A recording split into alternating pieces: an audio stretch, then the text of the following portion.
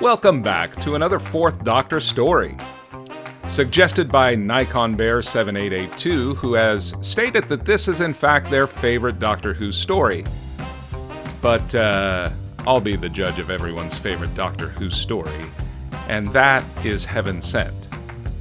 You can still pick your second favorite though.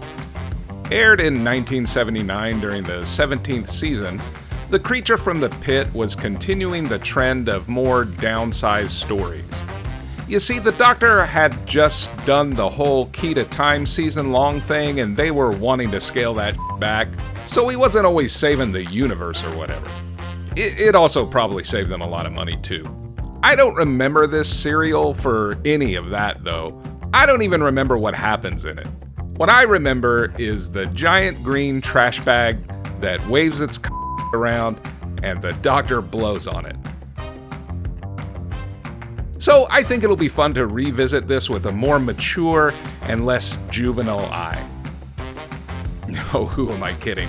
I haven't done a mature review yet, and I ain't starting now. Let's get into The Creature from the Pit. Subscribe!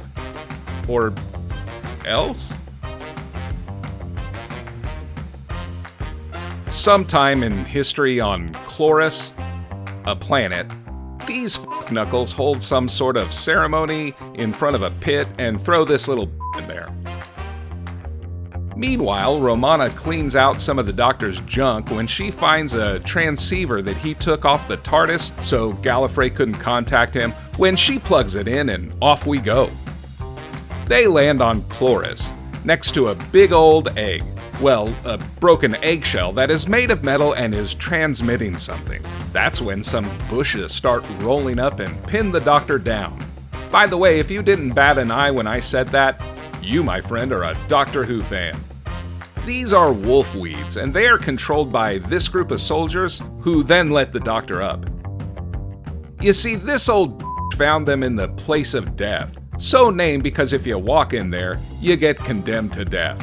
But because they're interested in the TARDIS, they go ahead and take Romana and the Doctor, who they put in stocks for reasons I can only assume are because he acts like an asshole, to Lady Adrasta to get some information out of them.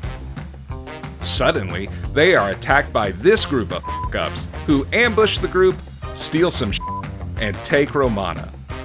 The bandits take Romana back to their lair. Look, the bandits are a bunch of f***wits that this old f***er is in charge of. You're not leader. Well, okay, they have as much a democracy as the US currently does. Oh, and they love metal. They also want to kill Romana, but she's smarter than them, so she turns the tables and has them blow the dog whistle to summon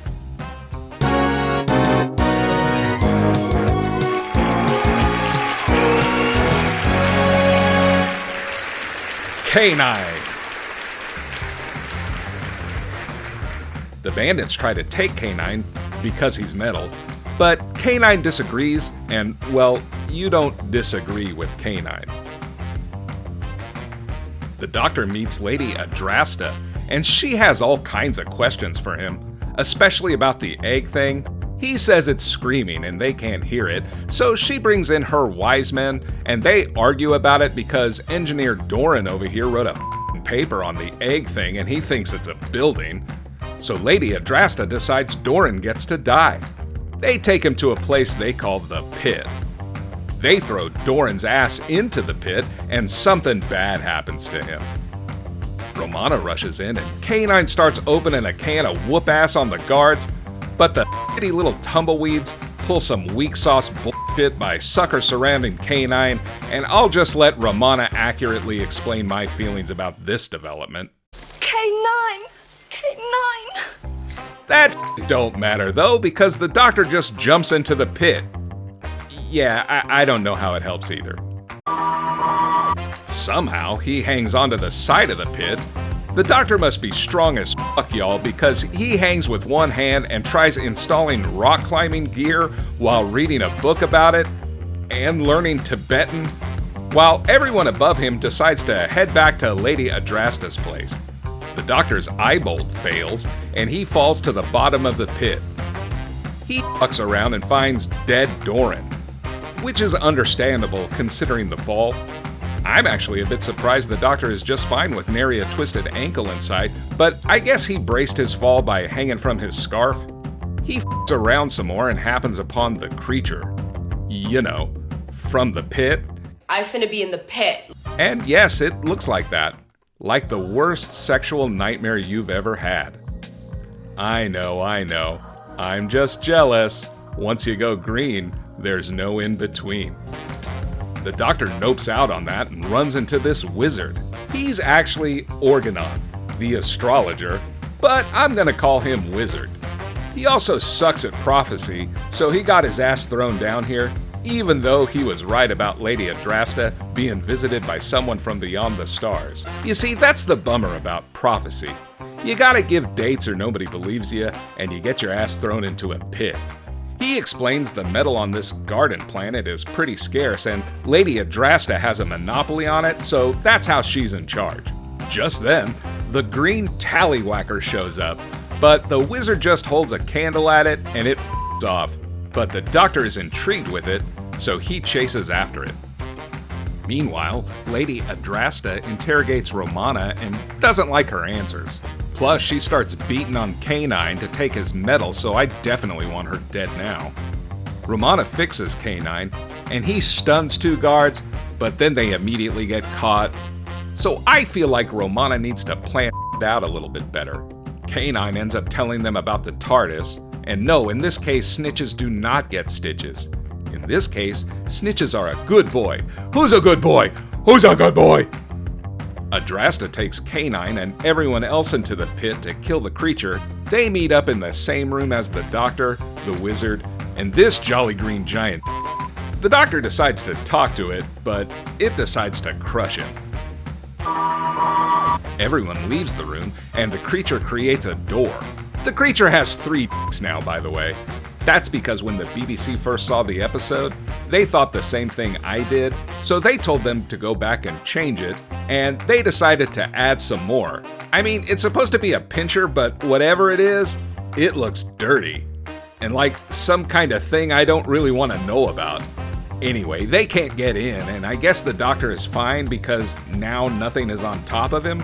Since he's alone with it now, the doctor decides it's time to try to communicate with this creature, so he tries to start whispering to it, and then hug it, and then caress it, and then he does this. This was not only broadcast, but this goes on for a while. Seriously, I'm certain there's a Rule 34 out there somewhere that I do not want to see. I guess this thing has had enough of the doctor molesting it and decides to crush him, but it's actually trying to show him what it wants. It wants this thing from the throne room over Lady Adrasta's chair. So the doctor decides to go get it for the creature while stealing some weird shells he found. Elsewhere, the bandits plot some dumb shit to rob the palace because it won't be heavily guarded.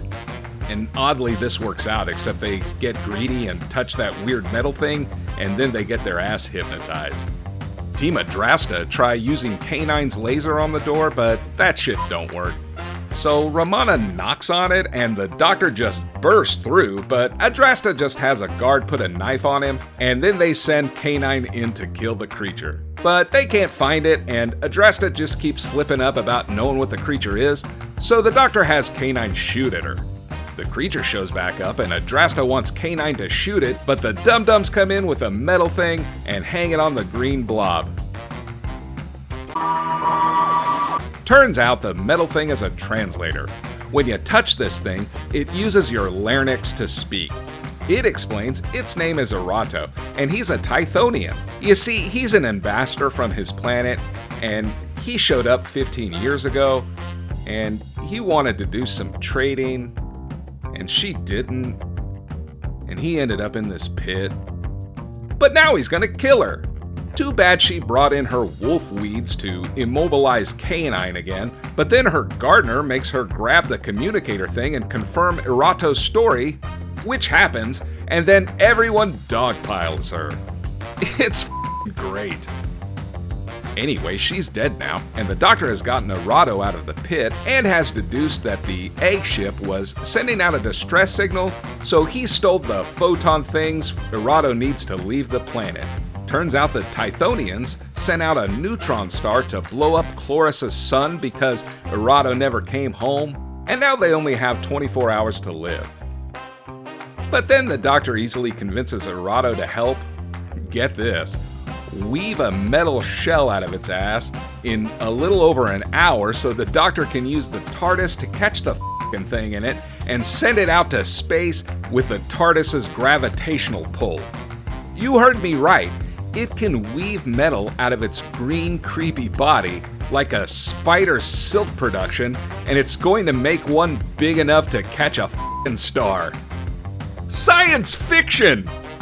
Meanwhile, that old who even is this woman? Adrasta's mom? She sucks. Hooks up with the bandits by killing that one asshole. I guess to tie up loose ends you didn't care about. They make a big deal out of this scene, but honestly it doesn't matter much. K9 melts all their metal, and the doctor gets the fragment that he needs. The egg is whole again, and it starts going toward the star.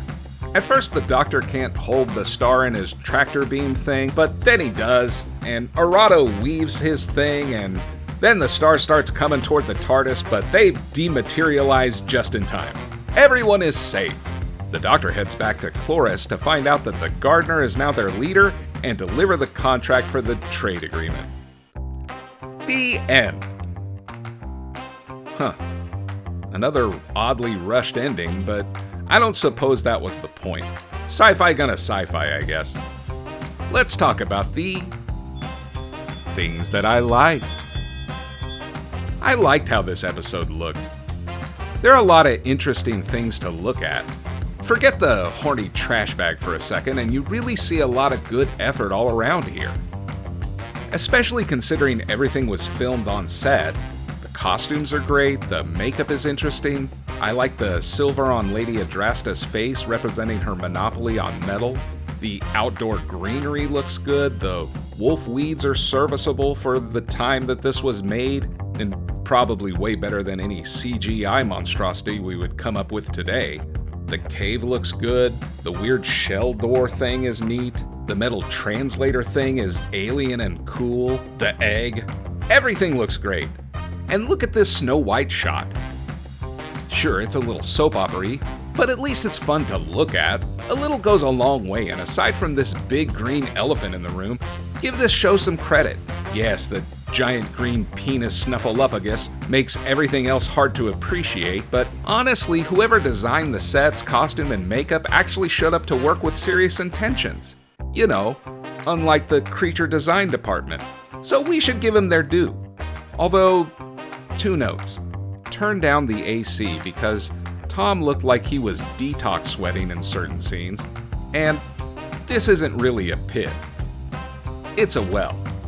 I'm gonna give you a pass on this one because of the big silent eyesore over here, but when someone says pit, they don't mean a square well from Little House on the Prairie.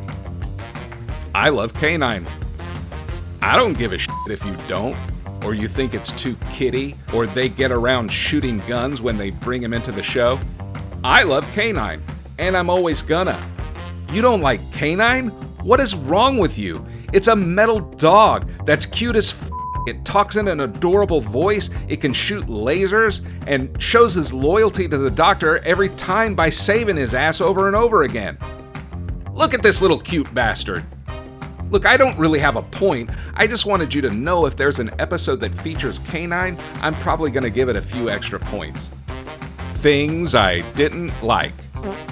I didn't like the bandits. Holy shit, they were unnecessary.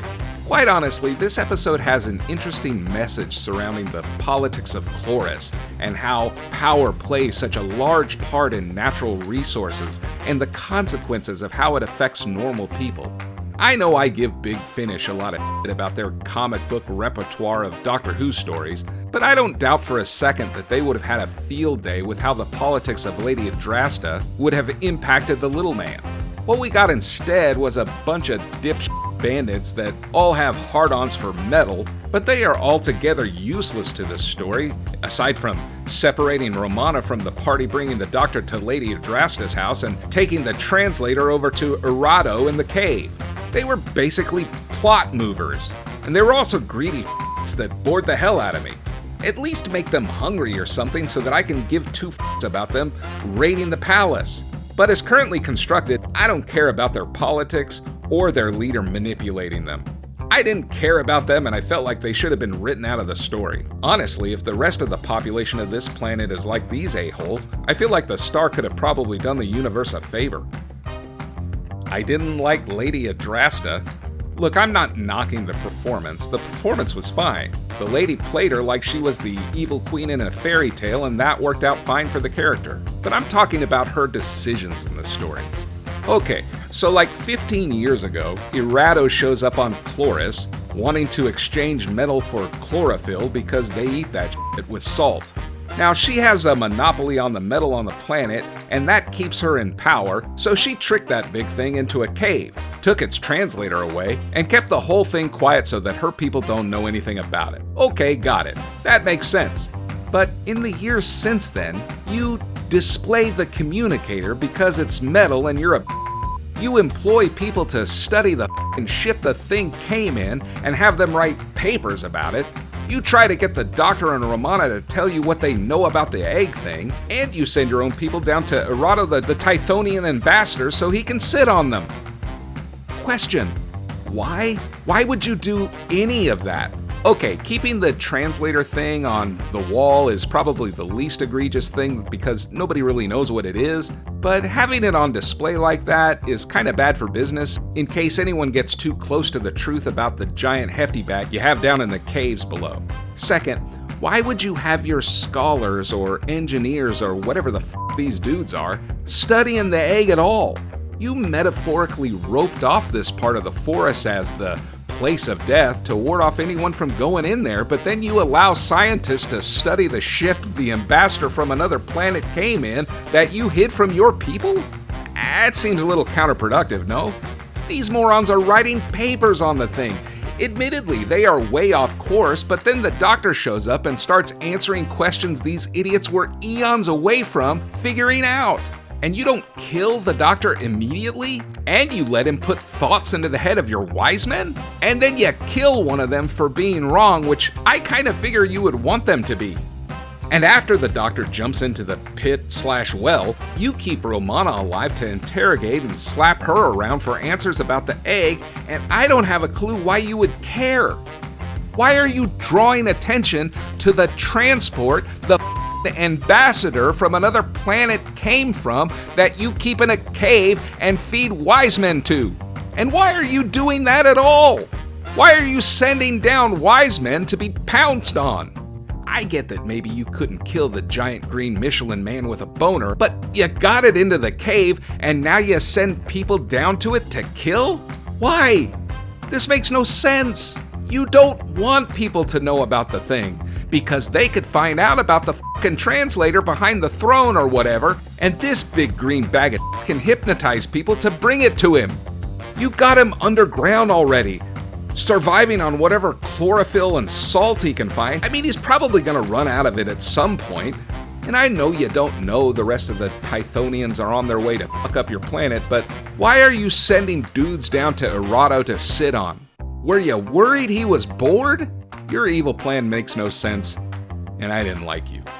I didn't like Erato, but in this case I think it's flipped. You see, I like it when Doctor Who does the thing where you think the alien is bad, but it's actually cool, and the Doctor saves it and punishes the real bad guy. Normal shit there, and in this case, you got a strange alien that can't speak because the stole his thing, and now he crawls around in a cave eating scraps. That's cool, I dig that. I also kind of like the translator thing. I like it when things are alien but functional to the story. The concept of Erato the Tythonian is well written. It's more the execution of the visual that I got a problem with. Can I ask, what drugs were you on approving this design? Actually, I think I already know because coke and weed don't make you dream up like this. This is the product of LSD, only it didn't have the budget for the colors, but you did have a lot of garbage bags, cushions, and tubes lying around and got to stapling. Plus, when you make a phallic-like being like this arriving in an egg on a planet on Chloris, to try and exchange natural resources with some greedy metal digger woman who locks him up in a pit, I sort of get the feeling that someone got a little cranky about some woman and wrote a Doctor Who episode. Things I didn't understand.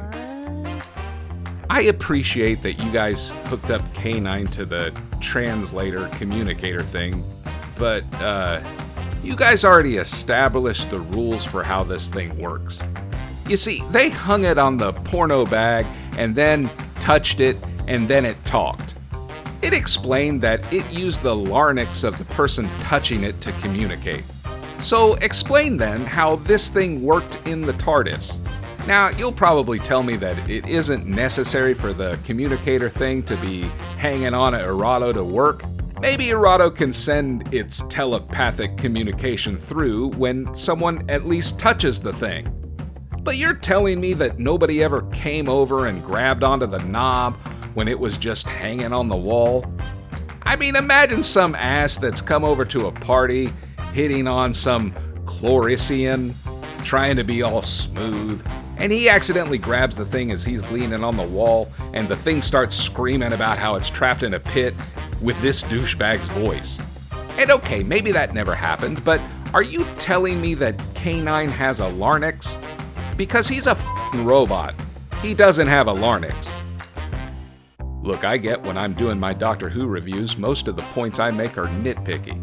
I may be salty, but I'm self-aware salty. So I do my best to make sure the points that I make in each of my sections actually impact the story.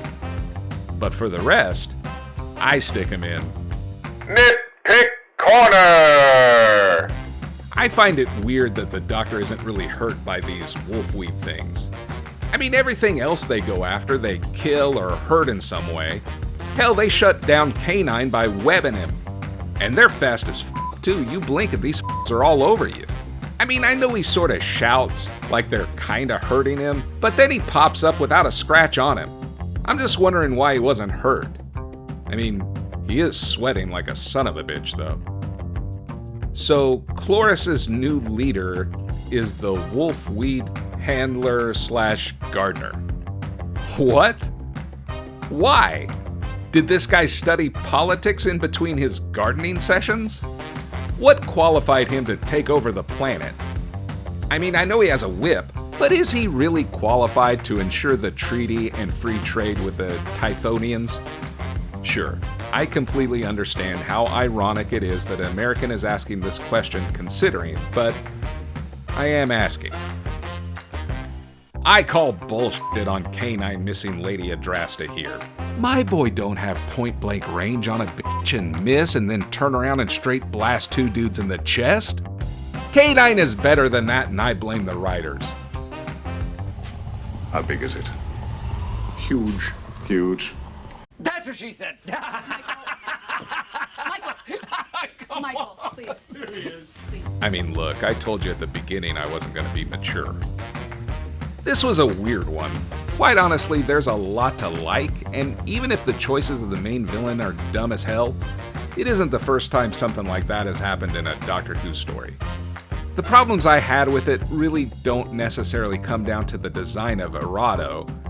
I mean, frankly, that's what makes this story as memorable as it is. My problems really come down to a very loose story, and I think if you cut out an episode, this story gets a lot tighter and a lot better. But as it is, it sort of flops around all over the place, and then it just ends. I give The Creature from the Pit a 5. It's entertaining as hell to watch, but the biggest reason that it is probably isn't the intended reason, because they made a giant trash bag with a coming out of it and the Doctor blew on it. Well, folks, we are finally ready to take a stab at a story featuring not one, not two, but 3 Doctors. That's right, we're going back to the origins of Omega to watch and review The 3 Doctors. After that, we have a request for the talons of Wing Chiang. And after that, who knows? Why not put in a suggestion?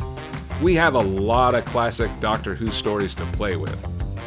However, because I have heard that the BBC will air The War Between the Land and the Sea before Disney gets it in January, if you want to be cool and have me start reviewing it early, well, if someone wants to bootleg it and send it to me, I won't tell anybody.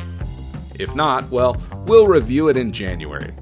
But go ahead and get me some suggestions in now. We have a long wait until the next Doctor Who special in Christmas 2026. So help me fill a full year's worth of content. And as always, well, to be fair, I did have a couple of gadgets which he probably didn't, like salty ham and an open mind.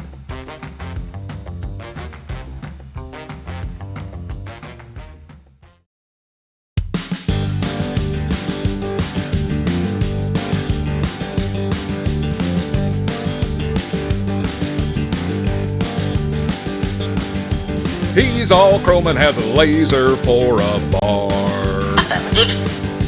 Rolls with a dog through the light and in the dark.